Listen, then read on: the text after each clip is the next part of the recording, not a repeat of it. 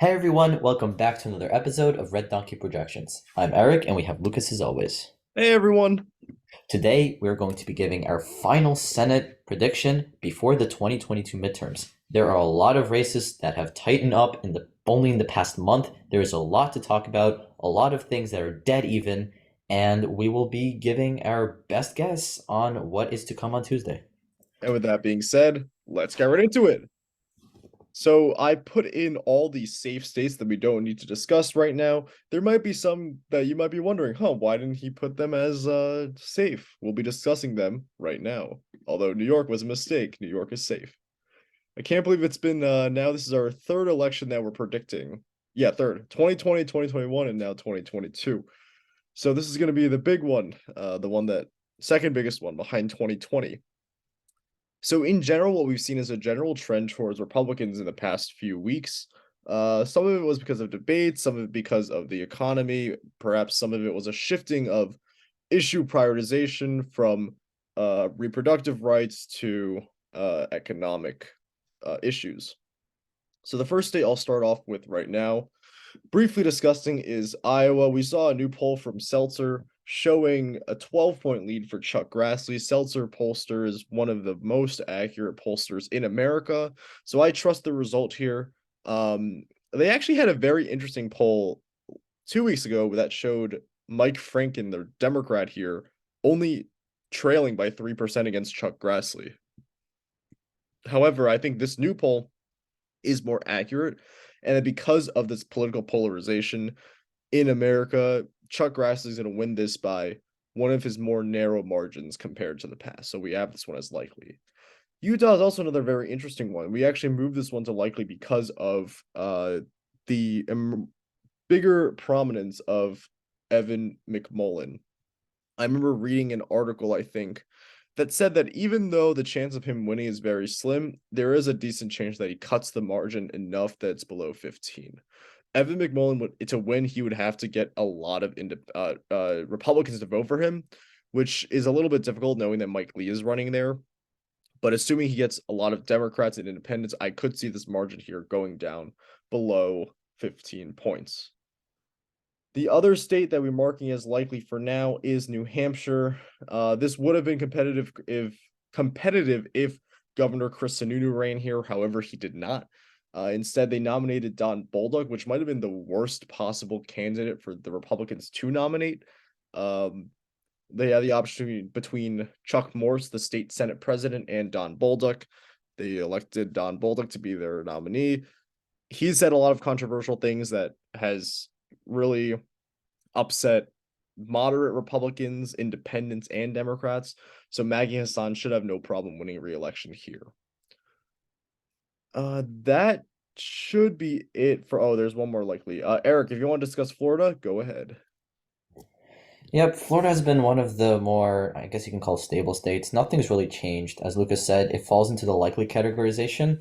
Marco Rubio, probably going to sweep it here. He is outreaching to a lot of the crucial Hispanic vote here in Florida, especially in the Miami-Dade area, take away from that very strong Democratic stronghold and get as much of the Republican vote there as possible. That is really Rubio's key. He's also obviously campaigning with a lot of key Republican figures, and in a trending right state like Florida, he shouldn't have that much of a problem taking it. And also, just for context, in terms of our categories, 5 to 15 is likely, more than 15 is safe, 1 to 5 is lean, and between 0 and 1 is tilt. Yep, I agree with that. Although it should be important to note that Val Demings actually did do a pretty good job in the debate against Marco Rubio, but Hurricane Ian might actually help Marco Rubio here because it kind of creates that coalescing around the rallying around the flag sentiment in Florida, going for those incumbents. So we have that one as likely. Another state, I think. Oh yeah, now we're heading into our lead states. Okay, actually, never mind. Scratch that. New North Carolina, we're actually also going to put as likely here, although it's going to be a likely that's narrower. I would say a 5 to 6 point victory for Ted Budd here. The only reason why we're doing this is Ted Budd is actually he's like an okay candidate. He's a very generic Republican candidate without much scandals or anything like that. In this election cycle where Republicans nominated honestly a really bad slate of candidates throughout the country, Ted Budd is one of the more uncontroversial candidates because we rarely hear him in the news at all, whereas some of the other candidates we're hearing every day about. Sherry Beasley is a decent candidate. She outran Biden in 2020, but I don't think it will be enough for her to win here. And the polling data also supports that as well. We're seeing Ted Budd lead by anywhere between a 4 to 7 point margin, so we're putting this one as likely R. Heading now to the state of Colorado, we're actually moving this one to lean. It might be a little bit closer than expected. Michael Bennet is the incumbent here. We expect him to defeat Joe O'Dea, but actually Joe O'Dea is a pretty decent candidate. Joe O'Dea has been shifting to the center on a lot of issues. He even came out saying that he would campaign against Trump, but that could end up upsetting the far right base in the state. Nevertheless, we still think the margin will come down a little bit, but still a very solid win, maybe a 4 to 5 point win for Michael Bennet in this environment. Heading now to the state of Ohio, I'm going to toss this over now to Eric. Yep. So in Ohio, we have Tim Ryan and JD Vance. And Tim Ryan is running a very good campaign. He is maximizing everything he's got. He's spending millions of dollars on advertising. He is campaigning everywhere in Ohio, and he's just a generally good candidate that has been put up here because he was a representative here. He really he is like a pretty prominent Ohio resident here. And he has a brand name because he also ran for the 2020 presidential election. The Republican side, we have JD Vance. He's an author. He's kind of pro-Trump. And once again, as I've been saying in a lot of other videos, we have to take Ohio's trends in recent years, how it's been going to the right. That's really that really takes precedence over everything here. It's definitely, I think, narrower than before. I think, honestly, because Tim Ryan is doing such a good job, I think it's going to be like a high lean, maybe like 4 to 5 points, because Tim Ryan's putting everything he's got here. He's he's confident that he will win. Obviously, that law of attraction is making him think such a thing. But once again, as I said earlier, the precedence is taken into effect here. So I think JD Vance will take it just because of how Republican Ohio has gone in recent years. I agree with that here, and part of it's because Tim Ryan's doing a good job kind of going towards his base. He's talking a lot about unions and workers. He's trying to get that working class vote back that voted for Trump. He's really focusing on those types of people, and he's doing a really good job with campaign messaging. But as Eric mentioned, the recent swings are going to be too much for him, plus the fact that this is a red trending year. But I still think he does end up outrunning Biden in this state. We'll see.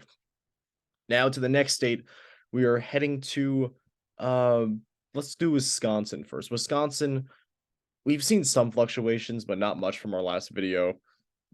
Mandela Barnes was initially leading a lot in the polls, but as expected, his lead ended up coming more and more down. Ron Johnson has been talking a lot about crime in the recent recent weeks, and it's actually been working for him, and it's caused Mandela Barnes's numbers to come down a decent amount. As a result, we are moving this race also to lean R. It looks like first of all, the environment won't help him here, plus the fact that Wisconsin is also trending to the right like many of the other Rust Belt states. It makes us believe that Ron Johnson will pull it off here. But it is important to note that from the early voting, Milwaukee actually looks like it's coming out a decent amount. Milwaukee Democrats look like they are coming out a lot to the polls. So perhaps Democrats pull off a surprise here. We'll see on Tuesday.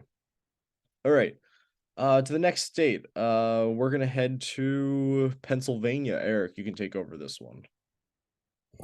Sure, this is one of the hottest races that has been covered everywhere. Everyone's talking about it. This is where it comes down. This is like one of the two states that may determine. We are neck and neck right now. Before Lucas put in Wisconsin, we were at 48, 47. it's not going to get um, less competitive than that. Let's take a look at Pennsylvania. We got, of course, Dr. Oz and John Fetterman. And if we look at the history of the polls, John Fetterman was having massive leads throughout the summer into September. And it started to dip a little bit because, once again, Democrats had a really good month in August. They were passing a lot of good legislation. Once again, the abortion or the striking down of Roe v. Wade talk was really prominent. That started to die down. And also, what really hurt John Fetterman was his debate performance. Dr. Oz, as a TV personality, did a really good job. And John Fetterman, recovering from a recent stroke, sometimes mixed up his words a little bit, and it didn't really make him look good here.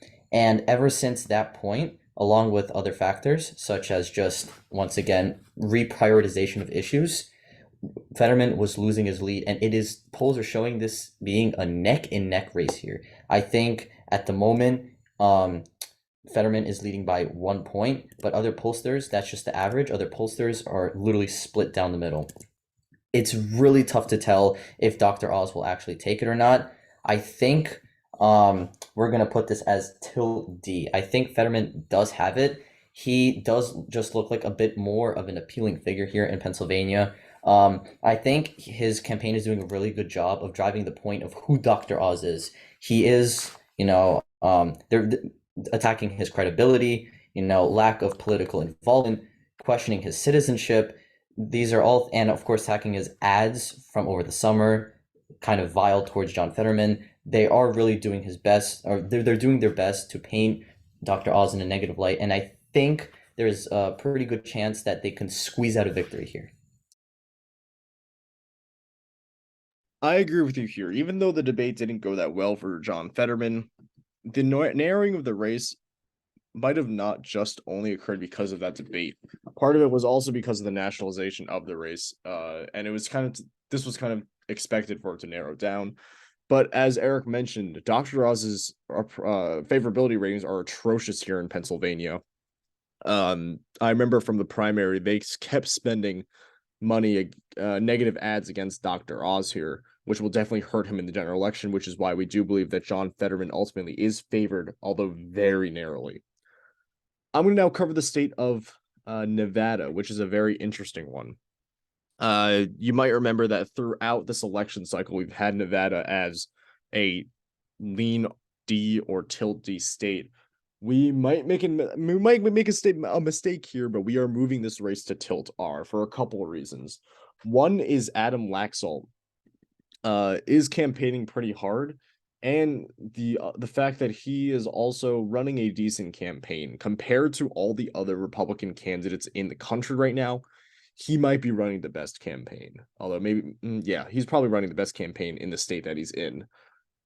He's really trying to pivot away from those controversial issues relating to Republicans, unlike some of the other candidates who are kind of running to the extremes. The other thing is recent polling does not bode well for Catherine Cortez Masto right now. Many of the polls are showing Adam Laxalt up, which is a little bit surprising, and they're showing like 1 point up for Laxalt right now, I believe, in the averages right now. And if we recall from 2020, the polling was actually quite accurate in this state. Biden did end up winning by around 2-ish points. The one other thing to note is early voting. I think we're still waiting for the count on Monday for tomorrow, but it's not looking very great for Democrats in Clark County. We're going to have to look for an update on that. But right now, very barely, we think that Adam Laxalt will pull this off, and this seat will flip from blue to red. All right, now Eric will now take the state of Georgia. Yep, this is the second crucial race here, state of Georgia. We have Herschel Walker and Raphael Warnock. Sorry, brain freeze there. It is neck and neck here, and once again, over the summer, Warnock was doing pretty good. Had a lead over Herschel Walker, and during the debates, Walker kind of embarrassed himself a little because he broke a rule regarding showing props at a debate. That's besides the point. Over the summer, Warnock had 4 3-point lead, and again, I don't like quantifying polls. It just shows a general idea, but we definitely see a general idea that things have narrowed down. Walker, again, by the numbers, shows a 0.1 lead, but I don't like looking at the numbers, but the general idea is that things are getting really, really close here. And it's really hard to tell, again, who's going to take it. Once again, if the early voting numbers are what they say they are, and if they continue to increase, that's a good sign for Democrats because usually early voting numbers do tend to favor the Democratic vote. I did see a report though that younger people aren't early or early voting yet. I don't know if that has changed ever since I saw that, but early voting definitely has to increase. But Lucas will talk about the early voting in Georgia. But because of all the scandals Herschel Walker's been involved, this race has been nationalized, but I think in favor of the Democrats because Walker is constantly getting bashed about all of the scandals he's had. For example, talking about crime where he had no place in crime, or talking about being anti-abortion when he had abortions paid for his wife. So there's a lot of contrast. There's a lot of controversies around him. Raphael Warnock, at least on the debate, didn't show any signs of controversy from what has been reported. Raphael Warnock has been, kind of on the DL, kind of just doing what he has to do. So hopefully, and I think that will translate into a very slim tilt victory for Raphael Warnock, but we'll have to see on election day. Yep, I agree with that assessment there. We're going to go with tilt D for Georgia. Very tight race right now. But it does look like Herschel Walker might end up losing because of all the controversies that he's had. And finally, the state of Arizona, where Democrats are running Mark Kelly against Blake Masters. We are going to keep this race as a tilt D. It might have been lead D before, but we're going to keep it as tilt now. It has narrowed up a little bit recently, but we still do think that Mark Kelly is going to pull out the win here for a couple of reasons. Again, one is that I think the RNC already recognizes that they probably don't have the best shot here because I heard that they did pull a lot of funding from, or at least Mitch McConnell's PAC pulled a lot of funding from Blake Masters. Plus, Blake Masters has been seen as a little bit ingenuine for his recent large pivot towards the middle. He went from going as a far right, candidate in the primary to all of a sudden going very hard to the middle in the general election. I don't think that really came off well to voters, and his favorabilities are kind of hurt right now. And that's why we do have this race as a tilt D. So this is our final map and our final prediction for 2020. Our third official final prediction. We'll see how this one does. Hopefully it does better than ours last year. Our 2020 prediction was pretty good, so let's hope that this one gets in line with the one we made in 2020. Keep in mind that we are at a 50-50 deadlock right now. So if this does come out to be what it is, grab your popcorn, pull your hair out. It's going to be a very, very heated race in a lot of states. And for those wondering, Eric and I will unfortunately not be streaming on election day. We'll probably be at a campaign watch party, so we'll be watching all the results come in live. I'll think about live tweeting on Twitter, so we can take a look at that. But anyway, thank you all so much for watching this episode. If you like this episode, please hit the like button. If you like our content, please subscribe. We'll see you in our next episode tomorrow. See ya.